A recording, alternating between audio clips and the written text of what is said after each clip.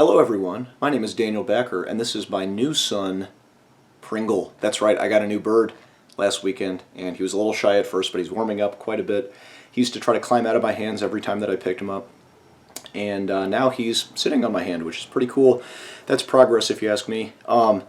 Lawrence is still with us, don't worry about that. He hasn't been replaced by any means, but he is in his cage right now and sometimes it's hard to get him back in his cage, and so Pringle tends to be a little bit more even-tempered, so he's going to join us today for our discussion of the book Mumbo Jumbo. So I'll admit I actually made a video for this yesterday, and it was after a yoga class, and I was really tired, and so it didn't come out very good, and there was a lot of moments where I was like, this is what this means, and then I would completely lose my train of thought. Probably shouldn't make videos after yoga, but the reason that I read this book was because I asked for recommendations on the Thomas Pynchon subreddit for stuff that sort of scratches that same itch of postmodernism and specifically Thomas Pynchon's fun, and somebody recommended Ishmael Reed to me. And they specifically said, because I mentioned David Foster Wallace, that Ishmael Reed will clean the whiteness of David Foster Wallace out of you. And after reading Mumbo Jumbo, I'd say that's pretty accurate. Now, obviously, I still love David Foster Wallace, but this is a very interesting take on postmodernism, on fiction, on history, on race, everything in between. And also, something that I didn't know, even though I've read Gravity's Rainbow twice, Ishmael Reed is mentioned inside of Gravity's Rainbow. There are so many historical references in that book that I'll admit I didn't look up most of them, and this is definitely one that, had you mentioned it as they did, I didn't remember it at all, but then going back, I checked, and it's definitely in there, that there's a section where he talks about secret societies, specifically from the African American perspective, and he says, if you really want to hear about it, you should read some Ishmael Reed. I'm paraphrasing, obviously, but he goes into a parenthetical where he says that. And yeah, so I ended up looking up a couple of his books, and I bought two of them. I bought Mumbo Jumbo, and then also a really cool book called Flight to Canada, and I'll probably do a later video on Flight to Canada. That one's really fun, and to be perfectly honest, Flight to Canada is a little easier to read than Mumbo Jumbo. Mumbo Jumbo is definitely more postmodern, there's more formal, interesting things going on, and there's a ton of historical references inside of Mumbo Jumbo, so it does make it a little bit more difficult to read. And I also was confronted with this thing that I've never really had before, that there's a ton of historical references in this book that I couldn't find anything about online. So I looked up a lot of these, and Google did not return any results whatsoever. So there's at least one example of that in a reading I'm going to do today, where I looked it up and I can't find out what he's referring to, and I don't think it's a word he made up. So we'll get into that as we go. But today I'm basically going to be talking about the title itself of Mumbo Jumbo, the form of Mumbo Jumbo, and then I'm going to be doing a reading and sort of breaking down a cool fictional element that he does inside of the text. So first of all, just the name is pretty interesting, that Mumbo Jumbo is sort of a colloquialism for something that is BS. That's what I hear a lot of people say, like spiritual mumbo jumbo.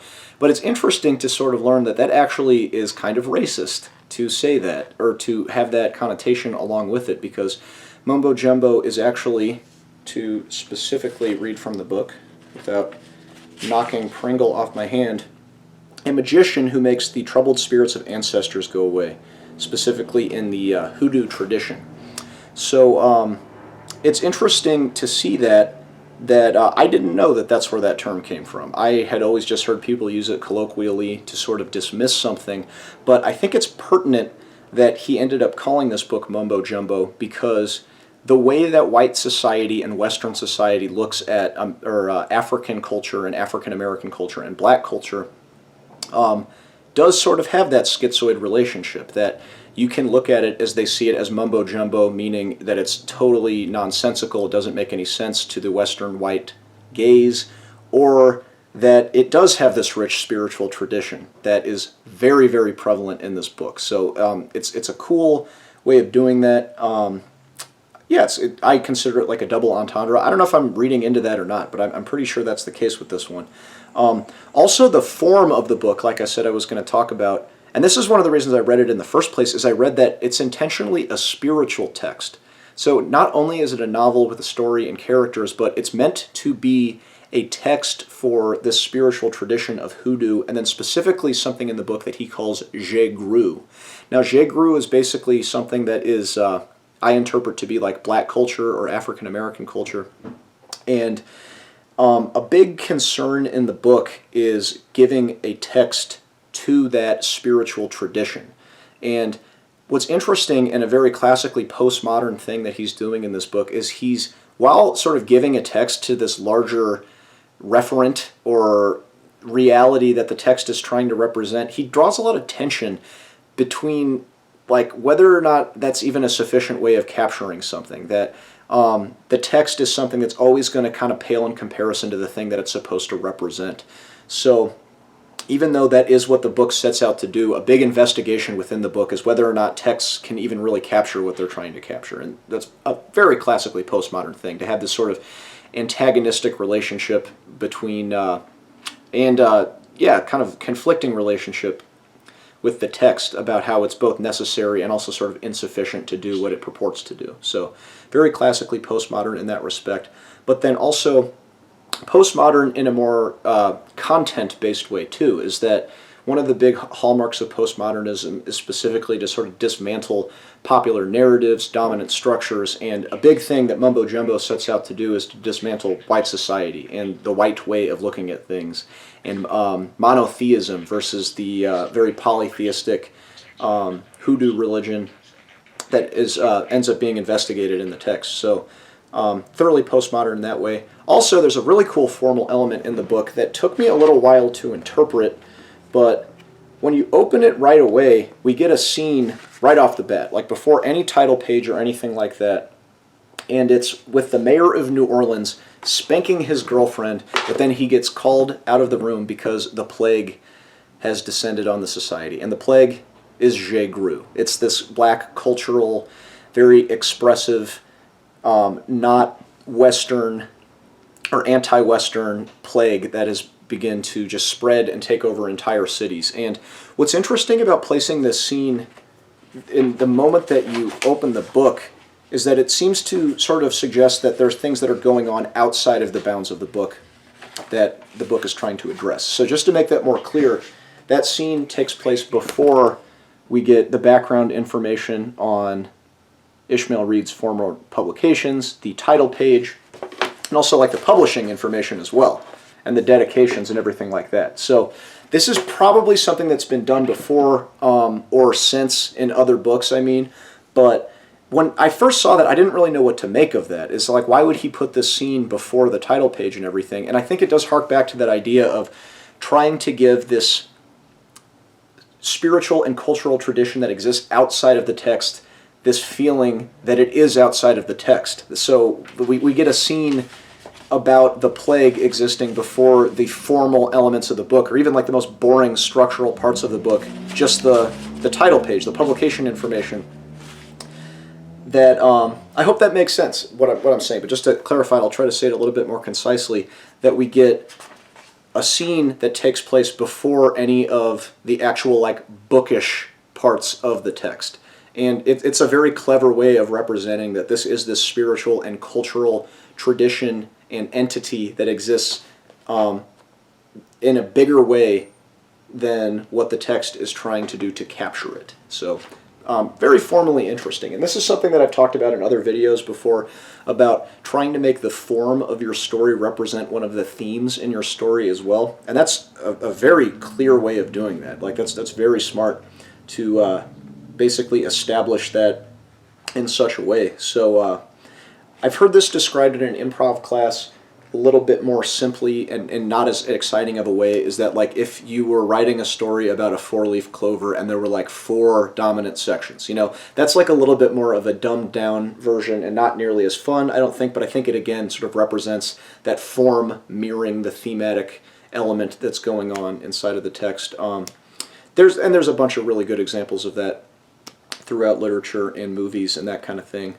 Another good one is like Slaughterhouse-Five, that he sort of represents the chaos of war by having everything unstuck in time. Or Memento, where everything sort of plays backwards to sort of further that idea of his memory problem.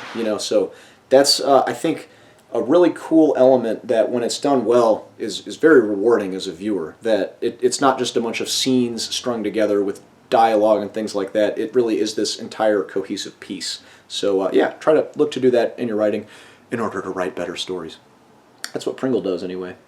Pringle's kind of a calmer presence in the video. Do you guys agree? Yeah. Sorry, Lawrence. He's right behind the camera. So in any event, he's also still doesn't know that he can't fly. But now I'm going to get into a couple readings. Now, some of these are a little bit more straightforward, but I think they just support some of the points that I've made so far. And then the last one I'm actually going to break down a little bit more. So this first one just talks a little bit more about like the symptoms of J-Gru, this cultural plague that is ripping across America and virally infecting everyone.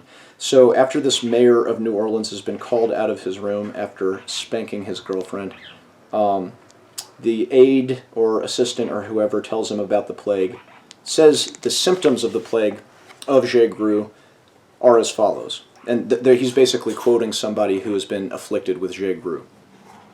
He said he felt like the gut, heart, and lungs of Africa's interior. He said he felt like the Congo, land of the panther. He said he felt like deserting his master, as the Congo is prone to do. He said he felt he could dance on a dime. So most directly, dancing is something that is pretty forefront here, and they talk a whole lot about like the Jazz Age. I forgot to mention as well, this book takes place in the 1920s. That was probably should have been mentioned a little bit earlier. But we have to consider that is the cultural landscape that he's really talking about here. That at that time, obviously race relations were much worse than they are now, and it's a whole other discussion about where they are now, but just within the book that he's putting forward here, I think this is like a very clever way to talk about the way that white society viewed black culture and black cultural forms of expression, is that's kind of a beautiful passage, that this person who's been afflicted with this disease apparently said he felt like the gut, heart, and lungs of Africa's interior. He said he felt like the Congo, the land of the panther. He said he felt like deserting his master, as the Congo is prone to do. He said he felt like he could dance on a dime. It's like those are the terrible symptoms that people are coming down with, that they're sort of waking up, and the thing that they're being affected with is culture and art and expression. Again, I don't think that it's that veiled of a thing that he's trying to do there. It's a pretty clear satirical move that all the white people are terrified of this plague and this sickness. That ends up being like a really cool cultural and artistic thing. So there's another section here too that talks a little bit more about this secret society called the Wallflower Order that is terrified of this plague that's coming out. And so I'll go through that real quick. The foolish Wallflower Order hadn't learned a damn thing. They thought that by fumigating the place Congo in the 1890s, when people were doing the Bambula, the Choctaw, the Babui, the Kanjali, the Juba, the Congo, and the Voodoo, that this would put an end to it. So I can't pronounce those very well. That's pretty much all I can say. But I'm pretty sure that those are dances, because the place Congo refers to this place in New Orleans that was this basically like center of town where a lot of black hoodoo practitioners would basically do like magic spells and dances and that kind of thing. But based on what I looked up, it was less to conjure spirits and more to celebrate this tradition. Now, obviously, there were a lot of like hoodoo practitioners that were trying to conjure spirits and loas, which is one of the words that he uses. But to my understanding, specifically in the place Congo, it was more about the tradition of it. And the Wallflower Order was trying to shut that down. Just a brief aside there.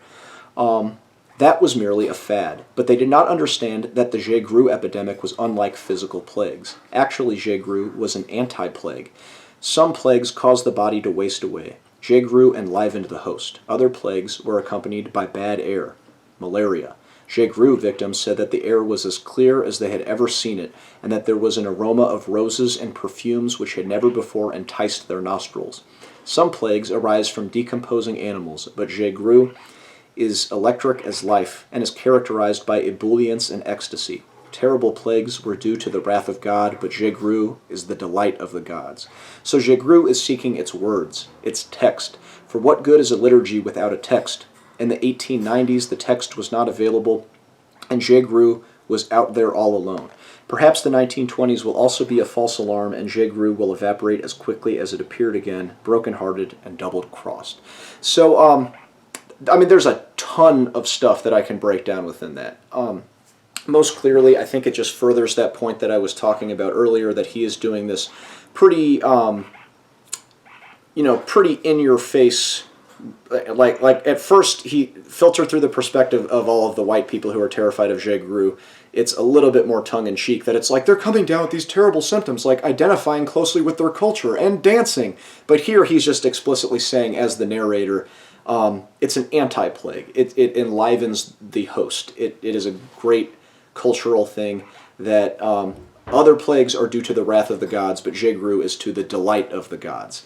And that's a point I wanted to draw attention here too, is that he doesn't say that terrible plagues were due to the wrath of the gods. He says due to the wrath of God. Monotheism. But then he says Jégru is to the delight of the gods. So I think apart from just drawing attention to the fact that traditional Western society does come from a Christian or a Judeo-Christian monotheistic belief, and that the Hoodoo spiritual tradition is more polytheistic, is that this is also, I think, a very postmodern point that is not necessarily about religion, is that the comparison has been drawn in other postmodern texts about how a monotheistic religion is very similar to having a grand narrative or an ultimate validator for everything. And so within even like an atheistic or secular way of understanding something, your monotheistic way of looking at that philosophy or that rationality could be just that. It could be rationality. It's the one thing that supports everything. It's the dominant culture or the dominant way of understanding narratives. But then, since Jégru is to the delight of the gods, the polytheistic way of understanding everything would be a little bit more akin to context and to smaller spheres of influence that each have dominant ways of understanding specific to that context. I hope that makes sense to you guys. I might be reading a little bit too much into that as well, but it's a postmodern book, so I don't think that I am.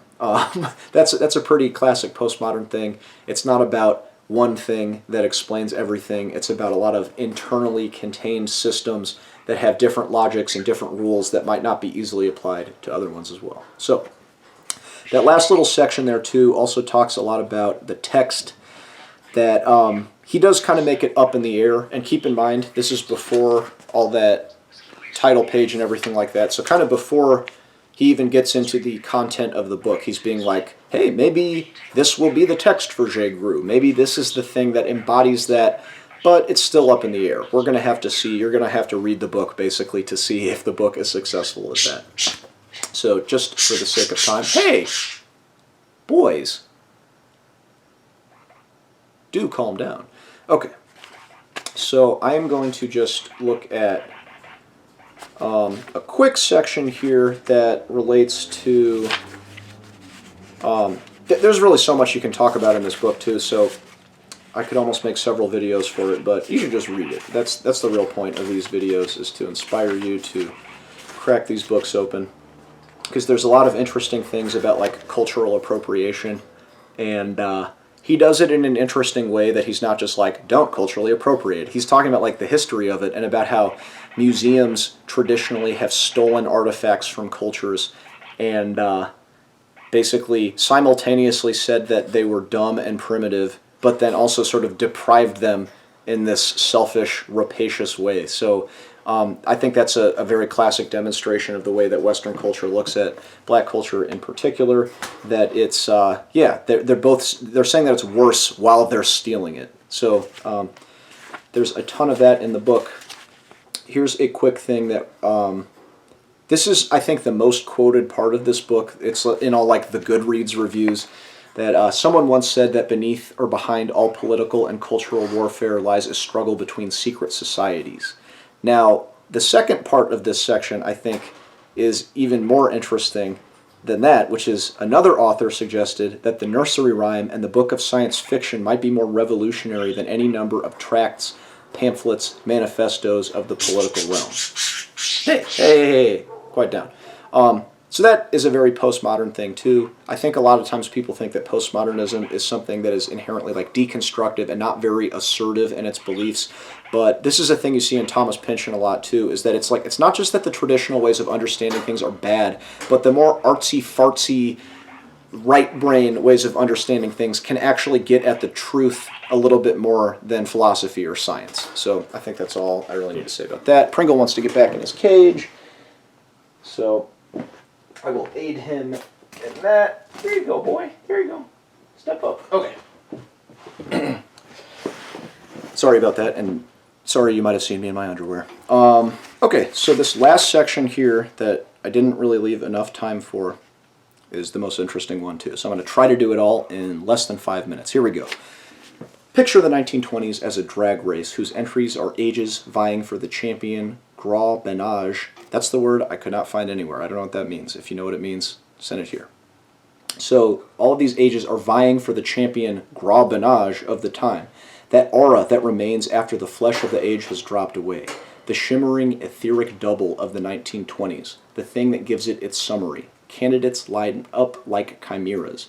The age of Harding pulls up, the strict upper lip chrome, the somber, swallow-tailed body, the formal, top-hatted hood, the overall stay-put exterior, but inside the telltale poker cards, the expensive bootlegged bottle of liquor, and in the back seat the whiff of scandal. The age of prohibition. Speaks, cabarets, a hearse with the rear window, curtains drawn over its illegal contents, destined, perhaps, for a funeral at sea. Now imagine this age race occurring before a crowd of society idlers you would find at one of those blue ribbon dog shows. The owners inspecting their Pekingese, collies, bulldogs, German shepherds, and then observe these indignant spectators as a hound mongrel of a struggle buggy pulls up with no prior warning, outdistances its opponents with its blare of the trumpet, its crooning saxophone, its wild, inelegant, grizzly bear steps. For if the jazz age is year for year the essences and symptoms of the times, then J. Gru is the germ making it rise yeast-like across the American plain. Whoa, there's a lot going on here.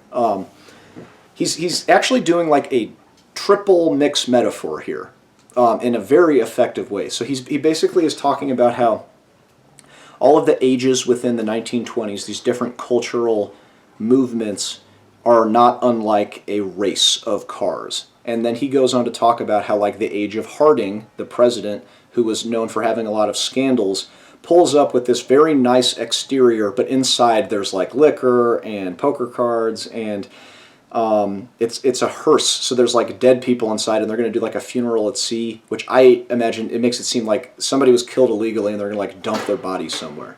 But then he adds this second layer to the metaphor that it's a dog show too, so that these cars are a dog show, and the people that are evaluating it are looking at all of these purebred dogs when a mongrel of a struggle buggy, so this like not purebred dog, ends up winning this car race. That means the ages. So if all the ages are racing as cars, this mongrel car ends up winning the race by a long shot too. And so he's saying that the jazz age is this sort of symptom of this deeper cultural germ, which is the last metaphor that we'd already introduced way before this, that ends up outpacing everybody else in this dog car race, as it were. So, I mean, that's a really fascinating way to do that. A lot of people say you shouldn't mix metaphors, but I think that this is a really good example of just being like, you know what, that's a dumb rule. Like, if you can make a cool point with it, you should just go for it. And it's a great way, too, of just talking about specifically how different and how much more expressive and interesting culture in the 1920s in the black community was. That it wasn't just a little bit better than white culture, is that it was like, it was completely in another dimension, such that white society was looking at it as something that was simultaneously worse, but something that should be snatched up and stolen as quickly as possible. So in 25 minutes, I did my best to just talk as much about this book as possible. There are a billion other cool things inside of it. It's very genre-like. There's a lot of takeaways from like detective fiction that keep the headier elements a little bit more rooted in a traditionally more followable story. So I didn't even talk about how obvious it was that Thomas Pynchon would have liked it, except for that one little section, because it does seem very similar to a lot of the things that Thomas Pynchon is playing with, but obviously much more rooted in the racial, cultural history of the black community in the United States and the Western world at large. That's all I got to say about this one, just to keep it short. Try not to get past 30 minutes this time. Read this book. It's really cool. I enjoyed it a lot. It is kind of tough. Have a laptop next to you. And I think by reading this, you might end up writing better stories. Goodbye.